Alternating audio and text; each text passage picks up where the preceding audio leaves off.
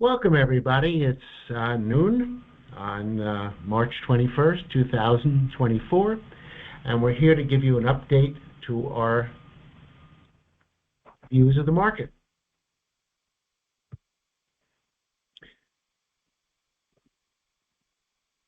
We are not going to be covering everything that we had in 2024, December, because you can simply go back and listen to it. And those of you that are interested in learning how we do things with financial astrology, we also have set up a webinar that you can catch. Okay.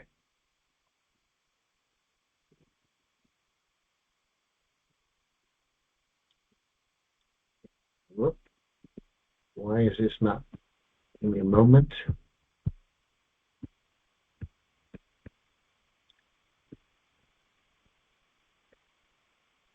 Okay, this is our program. We are assuming you've heard our forecasts, and if you haven't heard our forecasts, feel free to peruse them. And they're all on our YouTube account, where this will be as well. First, we're going to talk about our 5 major forecasts and where they are in terms of markets. Secondly, we're going to talk about our current views about where the markets are heading, whether it's time to put more money in or whether it's time to bail, or in what sectors. We have 2 companies that are sponsors for this. One is in the gold space, which we like very much. One is in the manufacturing space we also like very much. And we'll talk about that.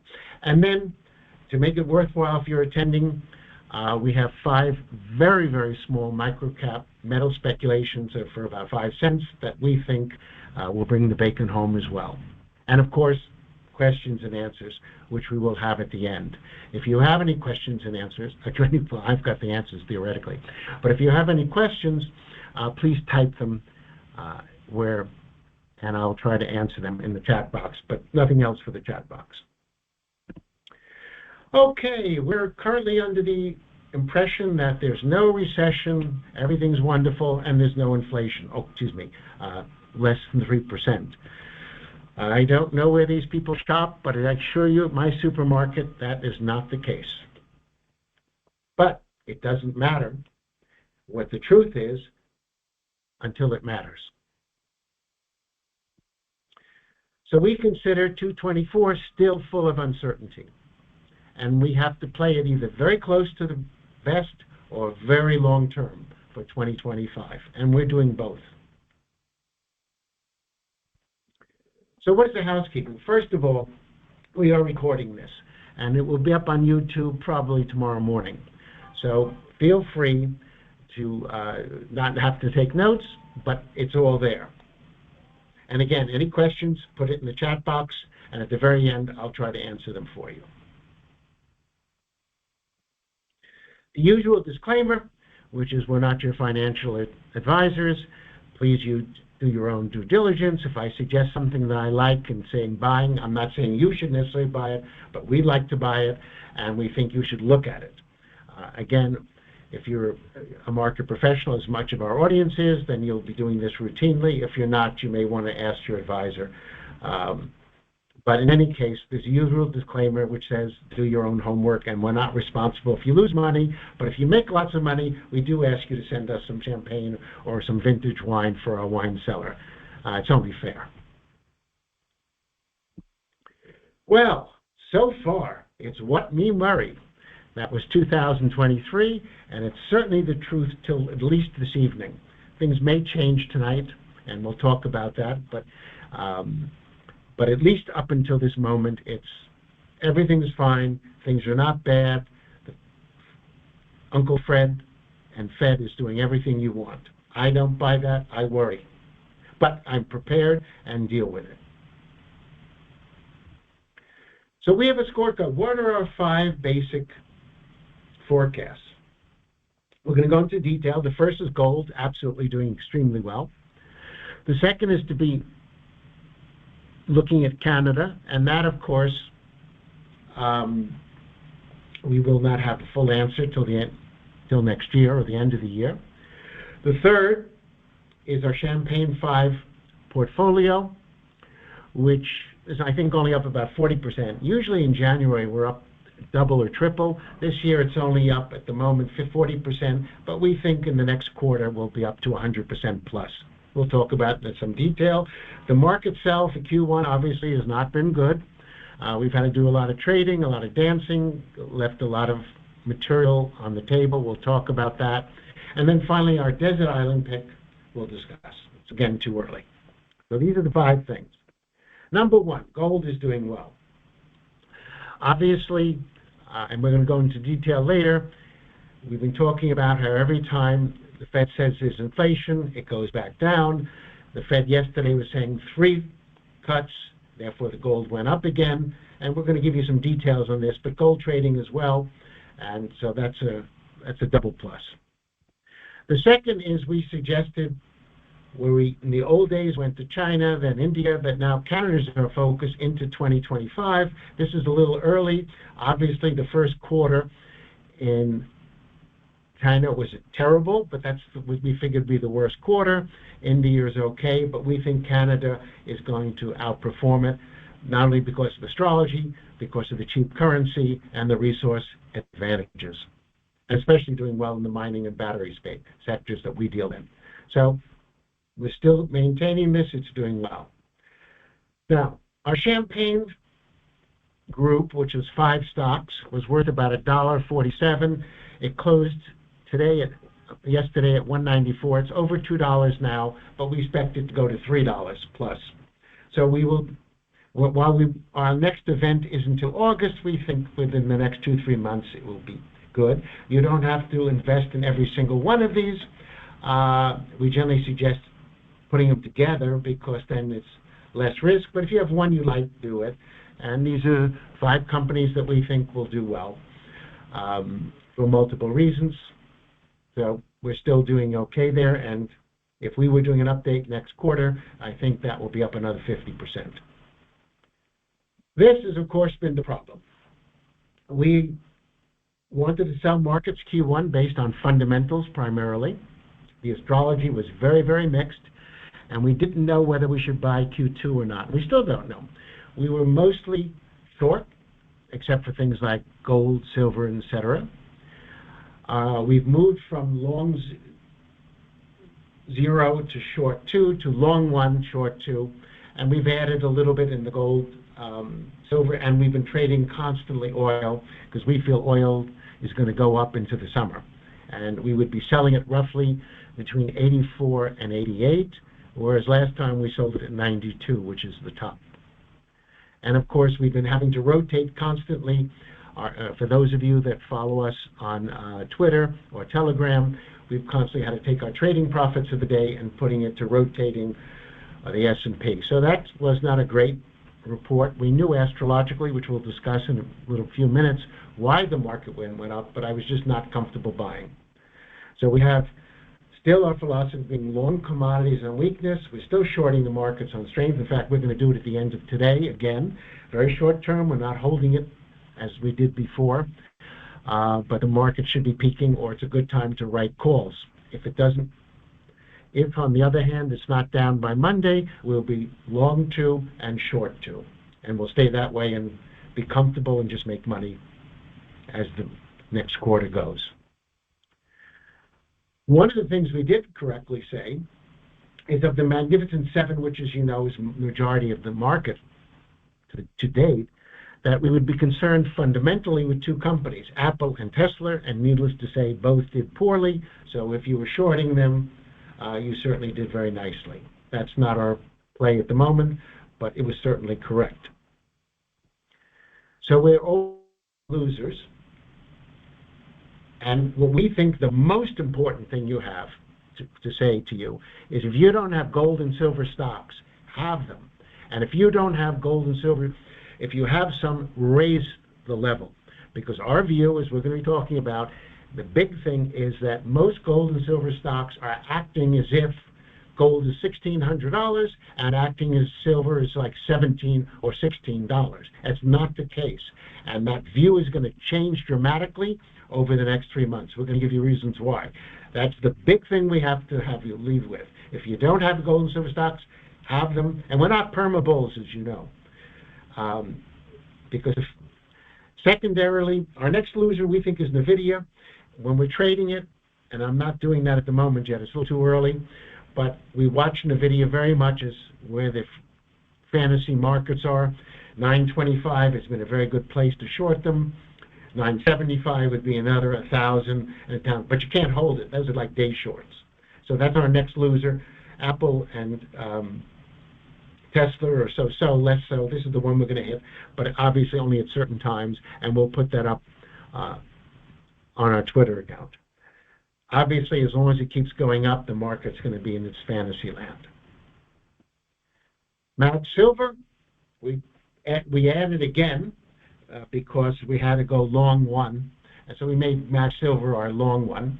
But remember, with a desert island pick, which we had at the beginning of 2023, it was a 2-year pick, on a desert island, and we're not going to be picked up till New Year's 2025. So we have no ideas where the markets are. We're just eating coconuts, having fun, and playing with the natives. However, if it turns we or the markets are wrong, which of course is not my bet, then the next time we go on a desert island in 2025, to escape civilization, we'll have internet access. But right now we're there. We have no internet access, but we think it's going to be a double by the end of the year. Actually, maybe a triple. But we think it's worth much, much more than markets are saying. And if you don't own any, if you had to do one thing, I would buy a little bit of Max Silver. You can decide where, because maybe it goes back to 9 again. Maybe it doesn't. Most of our buying has been higher. But that's the one play. And, of course, there are many gold plays we like, and those are listed in our year-end report. But that would be the one thing. So those are the 5 elements to deal with. What are the unanswered questions? Soft landing versus recession. We're in a recession now. England was in a recession. Japan's in a recession. The U.S. last year had 2 negative quarters of recession, and it's not a recession. Give me a break. However, globally, we'll be in a recession in 25 and part of 26. Whether it's beforehand and admitted, I can't tell you. But no matter what, we're slowing. High interest versus high growth. I prefer high interest, but high growth at the moment is winning. Keep watching NVIDIA. Certainly if it gets to 20,050, we will write calls there, but that's your fantasy, which is AI at the moment. Index investing versus stock picking. Good stock pickers always do well, but last year you did very well being an index investor. If you don't know how to pick stocks, then okay, but I don't like to. Will 2024 be better than 2023? I don't know, and I still don't know. But what is different is every year we've been sell in May and go away. This year we're not. Partially because it's an election year, we'll be long short. What the numbers are, we'll be long 1, short 2, long 1, short 3, long 2, short 2. I don't know, and we'll be updating that in August, but earlier. What are the big 4 unknowns? It's still loans. The Fed has finally said yesterday 3. I don't necessarily agree with that. It's 2 or 3. We've been saying it all along. The market's coming to our views. Secondarily, the Ukraine and Israeli war is totally unknown. The big problem, the big elephant in the room is the BRICS, which is very good for gold, very bad for inflation, and very bad for global security. And, of course, the U.S. presidential election. So we think the first Fed is May or June, and the second one probably around September, but it could be as late. I mean, it depends how much inflation the Fed wants to admit, and there's more than they're willing to admit. But because we're going to be in a recession, then they also have to lower rates. Do we buy or bail? I can't buy except for the gold and silver space and a few special situations that are hedged. How much upside is there at 5,200 S&P? Well, I said the same thing at 5,000. How much? I can tell you there's a lot more potential downside than upside. And the higher it goes, the more true it is. It may stay that way because markets tend to be rewarding cost-cutting and firing rather than increasing profits or increasing dreams. This is very difficult times. You have to decide what you're comfortable with. I'm comfortable with either very long-term views or very active trading. but it's a soft landing fantasy, regardless of who wins the elections. This is the truth. People are being squeezed. I was looking the other day at the supermarket, and I used to buy some beans at $1.60 and $1.90. Now they're $2.69. That's in 1 year. These are just, that's it. Everything else, I've accepted it. What I didn't accept up to this point was the high prices. My wife said she's been having to deal with it for the last year. But I've accepted it, and that's it. And that's why we have sticky inflation. I don't care what the Fed says. You know it, I know it. But it matters when people recognize it. So it is said that 60% of the population in the United States cannot take a $1,000 unexpected expense. That's a horrible situation, even if it's only 50%. What are the market risks? The two biggest, and there are multiple market risks. There are always multiple market risks. The real estate capitulation, especially in commercial, it's going to be affecting a lot of the smaller banks, and the de-dollarization globally. The fact that if many countries, rather than adding U.S. bonds, are adding gold, which is very nice for those of us that are gold bugs, but not nice for inflation and the long-term results. And of course, the usual issues, and there are some positives as well, but these are very serious risks because the economy is slowing. I don't care what the numbers are that you think you see. But there are always opportunities. Gold, very nicely. Distressed and stressed debt and M&A is going to continue, especially in the private area. And presidentially, there are winners and losers. So you may want to make a bet one way or another, but special situations always do well. So what is my approach, again, is we think there are many challenges, very strong risk. It's very important to have the ability to buy if and when markets panic, which could be next year. I always keep saying that it's in October 22, you were not able to buy because you were out there fully invested or all on margin. If you couldn't buy then, you lost out. And again, markets can easily drop 20% or 30% if we're talking NASDAQ, and then go back up. Of course, markets go up and down. But you got to be able to take advantage of it. And there are always winners and losers, and the same winners are not the same losers, and the same losers are not the same winners. So, when is a good time to invest in gold and silver? Now, for the stocks, because stocks are definitely trailing it. And if you don't have any gold and silver stocks, and again, you can look at our year-end report, you should have some, because they always outperform. So if gold goes up, eventually, which means the next 3 months, gold stocks will go up. If silver goes up, more so. On the other hand, the reverse. Gold, of course, has different drivers than silver. We have the same view of gold. Now it's pretty clear that the market has held 2,000, which sets new boundaries. We're talking technically now. And now we're playing with the 22,000 level. And basically, if you're conservative, the 22 to 2,500 is reasonable. Up to 30 silver is reasonable. But if you're a gold or silver bug, you've got much higher targets than I have. But nonetheless, they will do well. Gold especially. Silver is an economic metal, and once we realize we're in a recession, silver is a little bit more challenged, which is why the gold-silver ratio is well above 80 and still actually probably longs at 80. These are the reasons we've given many times. We don't need that, but this is the important thing. As of today, we believe gold's worth about 2025. Now, we're trading close to 2,200. As a commodity, it's worth 1,800 as a currency, and that number can jump up to 2,400.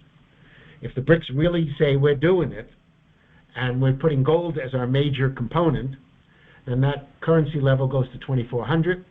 Inflation's about 1950. That can go up or down $25 shortly. And the crisis metals keep going up a little bit. So we're trading more or less as a crisis, but that currency issue is very hard to know how much buying, but we do know that the BRICS and other countries are buying much more gold.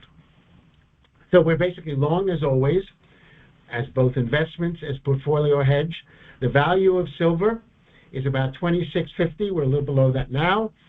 It has support now around 24 and resistance at 26, 30, 35, and 40.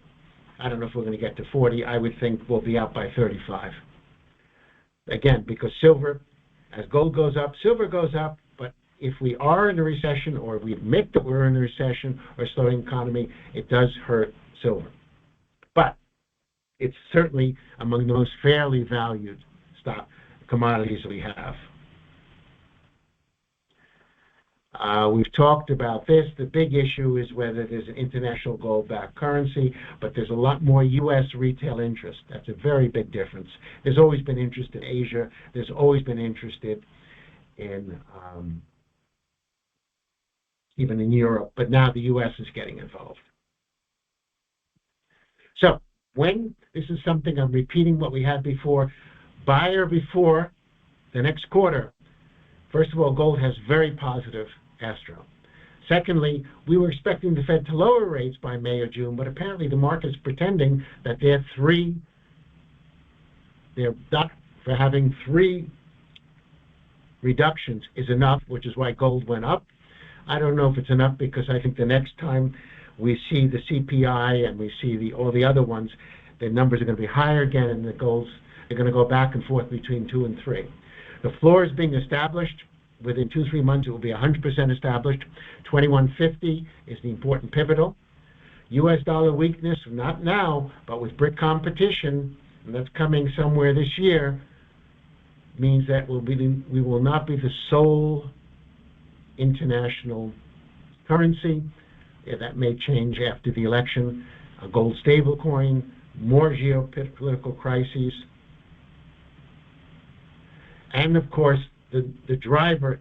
If it turns out, if you look at the price of gold in, I think it was February 22, it jumped dramatically when we froze the Russian money.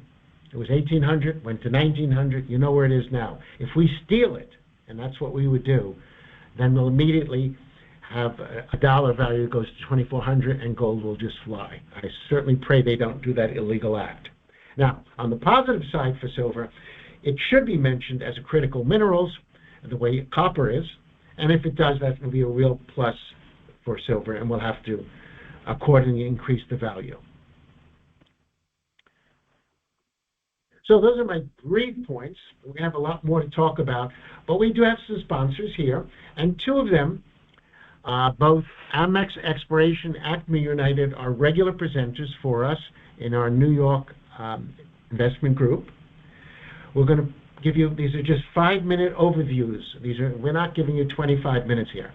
I don't have the time for that, neither do you. But these are just reasons why I believe you should at least go to their website, sign up. We'll take a look at their PowerPoints, of course.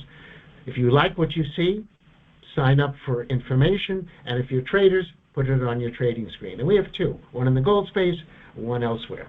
So we're going to give them next, and then each 5 minutes, and then we're going to come back, give you some more information, and take questions and answers. So, one moment, please, as we get this going.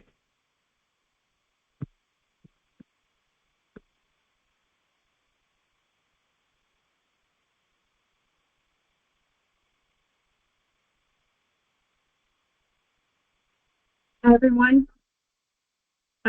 I'm Wanda Cutler with AMEX Exploration, and I'm going to give you a very quick overview of who AMEX is and what some of the exciting milestones are for the coming year at AMEX. So we are a high-grade gold project located in Quebec, Canada. The company, I'll take you through our share structure really quickly. Corporately, we have about 115 million shares out with no warrants. Options only 2.2 million options, so fully diluted 117 million shares out. We do have Eco-Logo certification, which is an ESG certification done in partnership with the Quebec government. And we have 5 analysts covering us: Canaccord, Genuity, Haywood Securities, PI Financial, National Bank, and Laurentian Bank. So we're well covered by the street. We have about $30 million in the bank, thanks to a recent investment by Eldorado. Eldorado Gold came in for 9.9% of the company.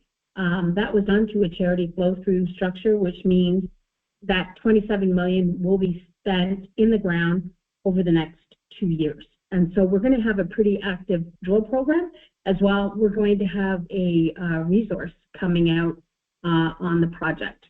To give you a quick idea of where we are located, we are pretty well right here in the middle of the Abitibi, right here. That's the Perron project. To the south of us, you have Timmins, you have Kirkland Lake, Lauder Lake, you have Randa, and you have Val-d'Or. To the north, you've got Hecla, Casa Berardi, and Detour Lake, owned by Agnico Eagle. So the property, being in the middle of the Abitibi, is very well located. We've got, I'll give you an idea of the property package. It's about 45 square kilometers. We're going to be putting out a resource. There's several known gold zones on the property already due to the 400,000 meters of drilling that we've already done in the project. So we plan to do about 60,000 meters this year of new drilling. We'll be putting out a resource estimate, which will include the Gretchen zone, the Grey Cat zone, Denise, the high-grade zone, and the Team zone. So there's going to be about 5 zones in that resource. One of the things that we're going to do as well this year, in addition to the resource and the drilling, we're going to be putting out what's called a preliminary economic assessment.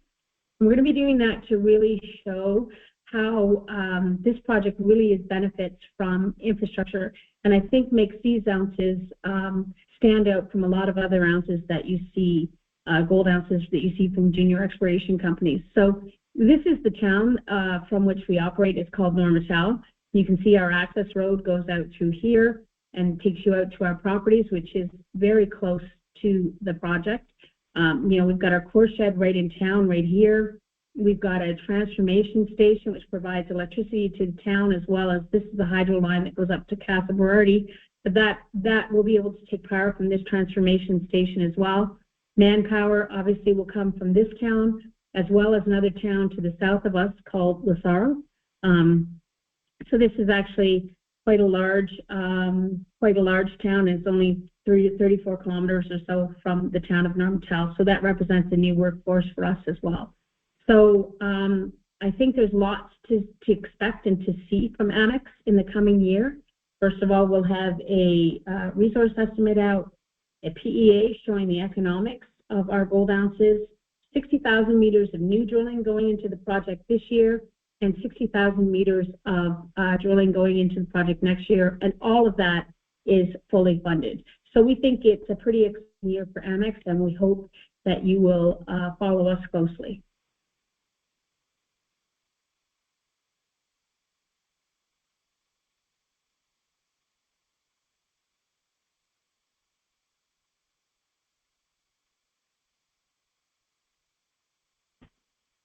Okay, thank you. We're going to have one more. This is a totally different type of company. It's one of our favorite U.S. global manufacturing companies, and it's one that we feel has done everything right since I've known them, which is, 5 to 7 years. It's the way U.S. industry used to be, and I wish it were more like this. It is global, but run properly, and it's not about financial games. It's about building a business, providing products and high-quality products that people want to buy, and marketing it in a very intelligent way. So I'm going to introduce our next one now.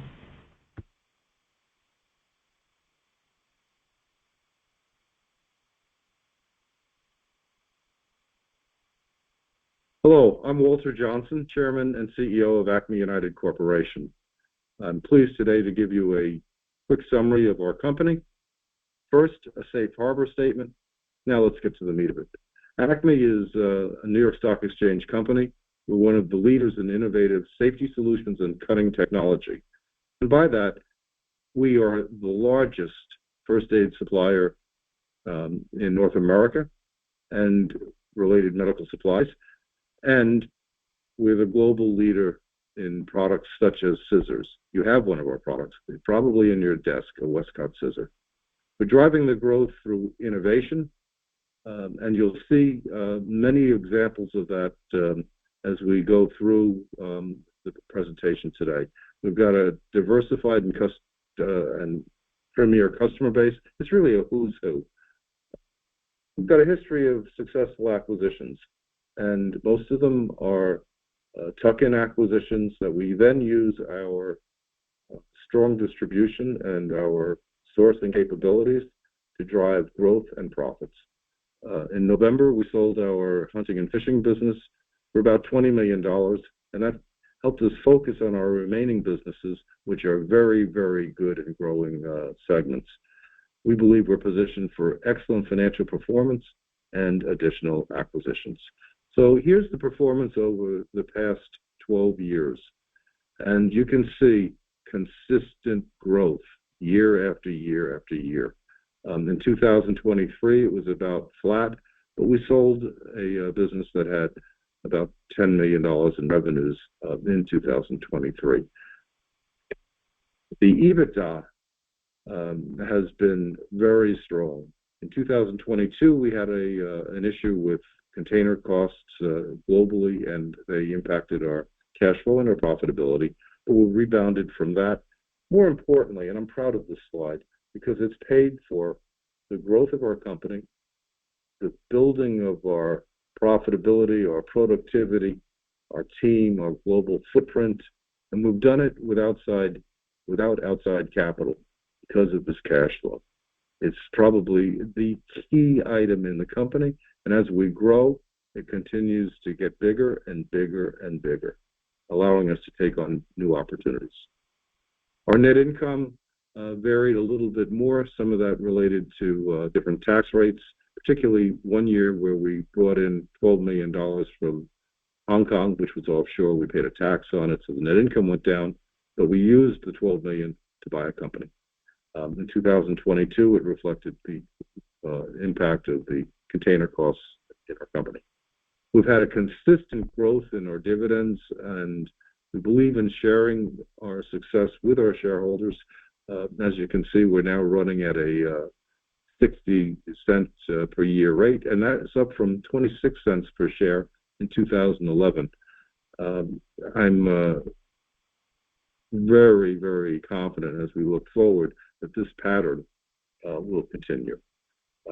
We're growing our company through our first aid and safety, and you can see here barcoding technology that allows us to automatically replenish the refills in the kits. We have hundreds of thousands of first aid kits throughout industrial North America. And as the components are used or are lost or they become obsolete, good practices and regulations require that the industrial kits be refilled, and that's an annuity. And so as we sell these kits and get more placement, we continue to increase on a consistent basis more and more growth. In the scissor area, you will find us in the craft area, in the office, in children's cutting tools. You'll find that we're using ceramic blades for opening boxes, and the item on the left is a product line that's now a multi-million-dollar safe product line for opening boxes, used in major distribution centers throughout the world. The center scissor is titanium nitride and non-stick. It's an ideal product for craft, for the kitchen, for the workshop, and it's one of our best sellers. And on the right is a specialty shear for cutting things that require high leverage. Our priorities are to continue to grow the company in 2024 and beyond, and to perform consistently, the way that slide showed, year after year after year. And I'm optimistic that we'll be able to do that in this year and going forward. We're continuing to drive e-commerce, industrial and retail first aid, and the craft market. As we introduce new products, they give us the opportunity for new legs in the market, and in many cases, they're successful. We've got 4 or 5 major new introductions this year across our product lines, and as we've laid out in some of our other presentations, they're leading to growth in 2024. We initiated a $5 million productivity program last year. In reality, we generated $6.5 million of annual savings. That continues this year, and with new capital spending, we're expecting this to continue, not at that pace, but additional growth in 2024. We plan to continue to increase our dividends regularly, and we're seeking tuck-in acquisitions. Here's a picture of our corporate headquarters in Shelton, Connecticut, and contact information if you'd like further information. I hope you find this presentation useful and that you take a chance to look at us further. Thank you.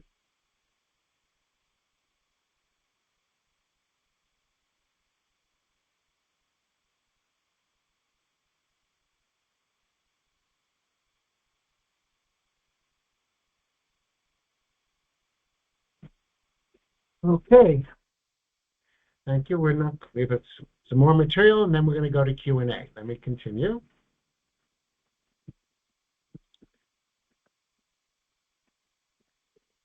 You see my slide.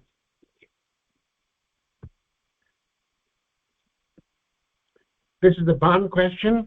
It's, as we've said all along, it's 2 or 3, depending on who you. The Fed says 3 now. We don't know. The issue is whether it's May, June, or July, but some of that's been eaten up. But I think next month, when they show inflation, it will go back to the issue of 2 or 3. I don't think it's set for 3, but it could be. But it certainly was never 5 or 6. So what are our fundamental views? We like to obviously buy undervalued when we can. We're less momentum traders, and we like to sell overvalued. Copper is sort of properly done. Silver is properly done. Oil is properly done. In my viewpoint, the S&P and NASDAQ are way overdone. And if you take out 5 to 10 stocks, we're closer to reality. So fundamentally, we're still not comfortable at all. Technically, of course, now we have about 5,000 on the S&Ps as our new pivot point. As we can see, the 50-day moving average, a little bit less so for the 200-day moving average. So people who are long feel very comfortable. Unlike me, we'll be shorting again, but very differently than we've been doing for the last time because there's significant risk with the astrology we'll be talking about. But so we'll be, for example, going short today or writing calls and out by Tuesday or Monday night if we're not highly profitable. Our positional trading we've talked about with gold is 21.50, with silver was 22, now it's 24. We missed copper. It went to 360, and we got greedy, and we didn't take that move. If it gets back down, we'll consider it. Oil's been good because we're still bullish on oil, as we said, 84 to 88.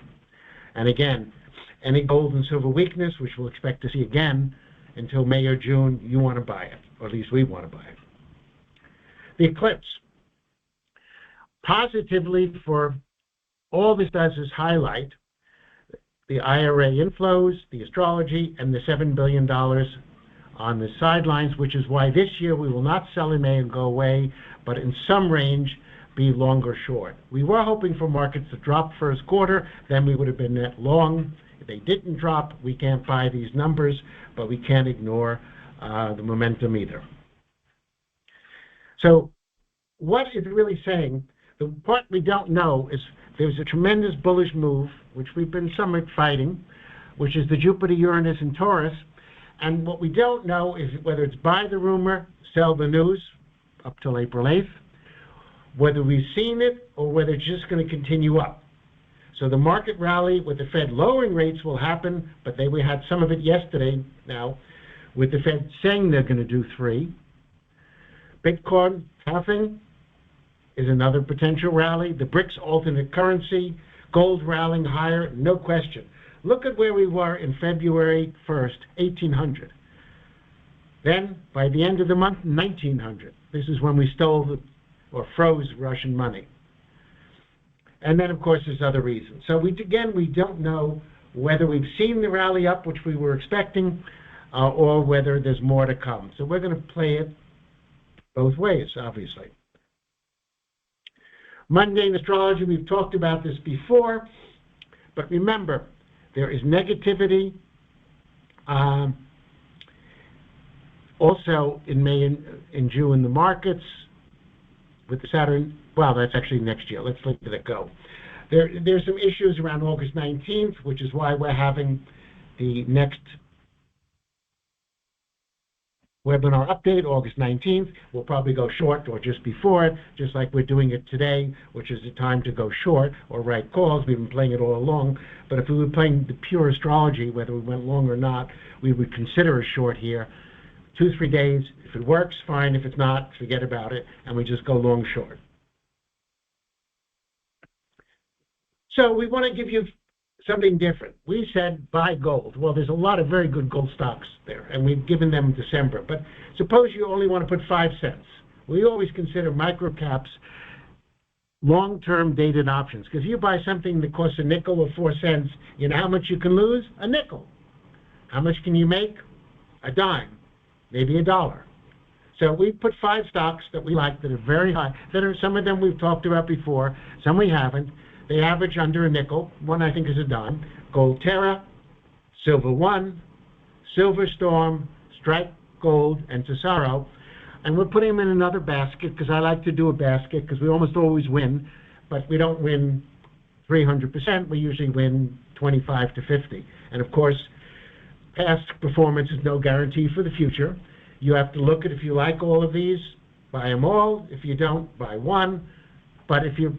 And, of course, there are many big companies you want to buy that are gold and silver because they're not as popular as they're going to be. So there's lots of companies that are worth not 10 million that are worth $1 billion. And whether you're looking at something, we've talked about many of these in the past. So there are many good companies. MAG is about $1 billion, but there are many others too. And whether you're talking about, well, they're all listed. You can catch them later. So our view is to hold maximum allocation for precious metal instruments. If you don't have it, the next 3 months should be the best ever for the stocks. That's our view, no question. You're never wrong buying stocks with growing cash flows, strong balance sheets, growing dividends, and that was an example of one we gave earlier today, but there are many of them, and again, we gave a full list in our December report. And always we believe active, well-managed portfolios outperform index funds. So, final thoughts, big challenges, winners and losers. And it's always trader's paradise. We were sort of stuck in the short side, but we traded around it. But basically, active traders will do well, long-term investors will do well, the rest, who knows. So, we're going to take questions now. Our next webinar is August 19th, which is when we normally do it, and then our December 21st, we give our views of 2025, and then, of course, will be post-election. So let's see what the questions are, that there are any. I'm sure there are some. So let me get to them. And whoop, guys, where are we here? Okay. Why did the market stock collapse end of... Where did this stock? Oh, I don't have an answer for that question. Sorry. I don't know why that particular stock went up and down. I mean, there's so many factors in the marketplace. I don't know the answer to that one for you. But it's basically a good stock. So we're going to take a few questions if we have them. If nobody does, I try to be as open as we can. But if anyone has any questions, and again, we'll be placing this up tonight, and you're welcome to attend it. You're welcome to review it. You're welcome to give it to your friends. So if anybody wants to say anything, small audience now, because like most of you, I catch things in delay. So if anyone wants to type anything, I'll be here for a minute or two, take your questions. Hopefully I can answer them.